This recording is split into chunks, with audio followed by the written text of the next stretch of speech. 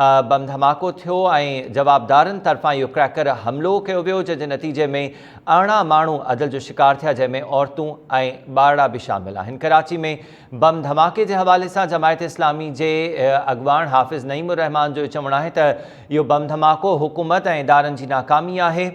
जमायत इस्लामी जो मुतालबो आहे त इन वाक़े जी शफ़ाफ़ जांच कराई वञे। हाफ़िज़ नईमुर रहमान जो चवणु आहे त इन धमाके में असांजी मक़ामी अॻवान जी घरवारी ऐं ॿिया अज़ीज़ शहीद थिया आहिनि। इन हवाले सां वधीक तफ़सील मालूम कयूं था हबीब जमाली खां। हबीब, आगाह कजो, जेको धमाको थियो आहे जमायत इस्लामी कराची जे अॻवान हाफ़िज़ नईमुर रहमान जो चवणु आहे त संदन जमायत जे मक़ामी अॻवान जा इन में ॿिया अज़ीज़ ऐं घरवारी बि शहीद थिया आहिनि।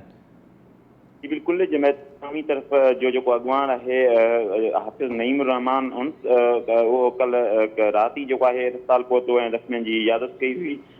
हुन जेको आहे इहो ॿुधायो आहे त ही फैमिली महराज जी हुई। महराज जेको जमायत इस्लामी ज़िले मली जो अॻवान आहे, महराज जी जेका फैमिली हुई उहा महराज जी जेका साली आहे उनजी शादी तक़रीब में वेल हुई ऐं उतां वापसी अची रहिया हुआ त धमाको थियो आहे। हाफ़िज़ नईमुर रहमान जो चवणु आहे त हिन धमाके में जेको आहे महराज जी घरवारी, महराज जी पोटी ऐं संदसि ॿ सालियूं जेके आहिनि उहे पिणु मारिजी वियूं आहिनि।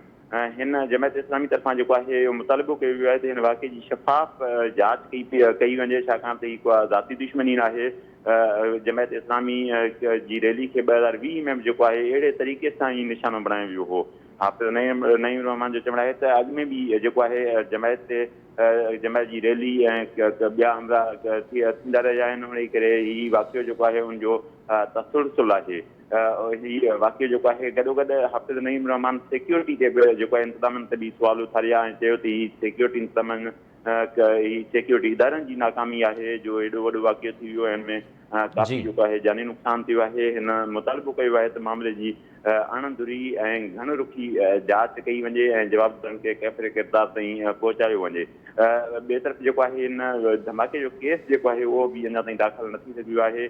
पुलिस ज़रियनि तरफ़ां इहो ॿुधायो पियो वञे त धमाके जो केस जेको आहे उहो CTD में दर्ज कयो वेंदो, छाकाणि त दहशतगर्दी जो वाक़ियो आहे ऐं केस बि CTD में दर्ज कयो वेंदो। हिन वक़्तु ताईं जेको आहे केस बि दाख़िल न थी सघियो आहे ऐं पुलिस जेका आहे उहा अञा ताईं जेको आहे हिन केस में अहम अॻिभराई हासिल न करे सघी आहे। जी महिरबानी अपडेट करण जे लाइ हबीब जमाली। इन वाक़े जे हवाले सां जमायत इस्लामी कराची जे अॻवान हाफ़िज़ नईमुर रहमान जो चवणु आहे त संदन मक़ामी अॻवान जी इन में घरवारी ऐं ॿिया अज़ीज़ शहीद थिया आहिनि। वाक़े जी शफ़ाफ़ जांच कराई वञे। तो वो इसका बदला पाकिस्तान से शायद लेना चाहते हैं।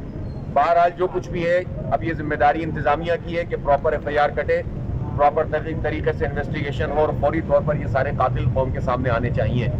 जमात इस्लामी के जो हमारे महराज सवाती साहब हैं, ये वाइस चेयरमैन रहे हैं अभी पिछले बल्दियाती निज़ाम में, और इस वक्त जमात इस्लामी ज़िला मलीर के वो डिप्टी जनरल सेक्रेटरी हैं। इसी तरह हमारे इनकी पूरी फैमिली में हमारे फरमान साहब जो ANP से ताल्लुक़ रखते हैं, उनकी बहन, और इसी तरह इनकी पूरी फैमिली के बच्चे बच्चियाँ, ये सब जो है वो शहीद हुए हैं। आप सोच सकते हैं कि क़यामत गुजर गई है इस पूरे ख़ानदान पर। इसकी तकलीफ़ का अंदाज़ा वही कर सकता है जिस पर ये बीत रही होती है। हम सब की जिम्मेदारी है कि हम आवाज़ बुलंद करें और कातिलों को कैफ़रे किरदार तक पहुँचाने के लिए अपना रोल अदा करें। जमात इस्लामी इसमें हुकूमत से वाज़ेह तौर पर मुतालबा कर रही है कि ये भी पिछले केसेस की तरह दाखिल दफ्तर नहीं होना चाहिए। ये बहुत संजीदा मामला है, पूरी कौम की सिक्योरिटी का मामला है। सिक्योरिटी के ऊपर पाकिस्तान के बजट का एक बहुत बड़ा हिस्सा खर्च होता है। इस सूबे के आवाम का बहुत बड़ा टैक्सों का पैसा इस सिक्योरिटी के ऊपर लगता है, उस पर ये अरेंजमेंट होता है। तो अगर ये सिक्योरिटी हमें नहीं मिल रही तो इसका मतलब ये है कि फिर इन सब लोगों को सोचना होगा कि फिर वो क्या कर रहे हैं। इसलिए फौरी तौर पर कातिल पकड़े जाने चाहिए, नेटवर्क पकड़ा जाना चाहिए, और जो भी दुश्मन हैं और दुश्मन के आलाकार मकामी एजेंट हैं जहाँ भी मौजूद हैं उनको कौम के सामने लाना चाहिए ताकि कौम के अंदर ये एतमाद पैदा हो सके।